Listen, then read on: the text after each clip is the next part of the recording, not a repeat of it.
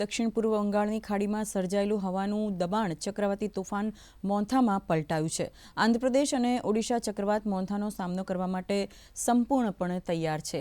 તે કાકીનાડા નજીક મચ્છીલપટ્ટમ અને કલિગપટ્ટમ વચ્ચે આંધ્ર કિનારે ત્રાટકવાની ધારણા છે। આંધ્રપ્રદેશના 5 જિલ્લાઓ કાકીનાડા, પૂર્વ ગોદાવરી, કોનસીમા, એલુરુ અને પશ્ચિમ ગોદાવરી કટોકટીના પગલાં સાથે સંપૂર્ણ તૈયાર છે। સંવેદનશીલ વિસ્તારોમાંથી લોકોને સુરક્ષિત રીતે સ્થળાંતર, શાળાએ બંધ કરાવી અને માછીમારોને દરિયામાં ન જવાની સલાહ આપવામાં આવેલી છે।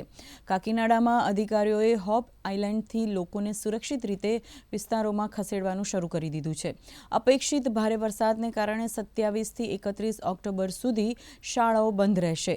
ઓડિશામાં 8 જિલ્લાઓને રેડ ઝોન જાહેર કરવામાં આવ્યા છે। આ જિલ્લાઓમાં મલકાનગરી, કોરાપુટ, નબરંગપુર, રાયગડા, ગજપતિ, ગંજમ, કંધમાલ અને કાલાહાંડીનો સમાવેશ થાય છે। આ વિસ્તારોમાં આવતીકાલે અને બુધવારે ખૂબ જ ભારે વરસાદ થવાની ધારણા છે।